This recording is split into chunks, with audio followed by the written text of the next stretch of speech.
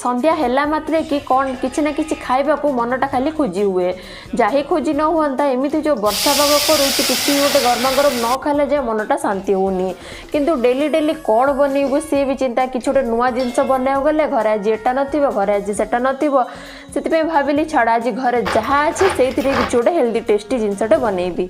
रेसिपीटा आरंभ करने पूर्व मोर गोटे छोट रिक्वेस्ट जदि मो वीडियो आपण मानक भल लगुच ताहले गोटे सब्सक्राइब कर दियंतु आपण मानक गोटे सब्सक्राइब मते आहुरी भल वीडियो बनवार मोटिवेशन दिए। चलतु रेसिपीटा आज आरंभ करवा। प्रथम आलू को सीझा बसईदेली सेपटे गोटे कढ़ई रे टिके जीरा फुटे दे 2 कप पानी आ स्वाद अनुसार लुण दे पानी को फुटिया को छाड़देली। पानी भल भाव में फुटी आसला से धीरे धीरे गोटे कप सुजी पकईकि भलसे मिसे दे गोटे जंतुणी तैयारी करदे ठंडा करने को छाड़देली।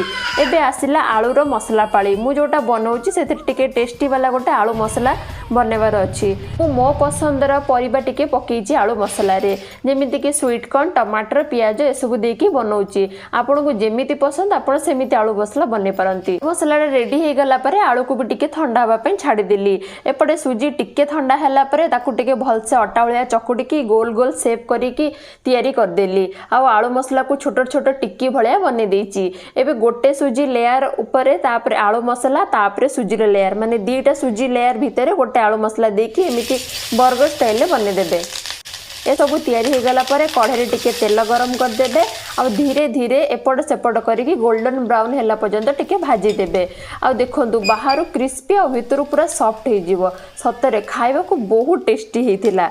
मो झील को भी बहुत पसंद आसला। आपण मैंने भी थे ये निश्चिंत ट्राए करूँ। आ देखु घर सिंपल जिनस मानक भी केते बढ़िया टेस्टी नास्ता हो बनइले कि नहीं मत कमेंट रे निश्चिंत कहिबे।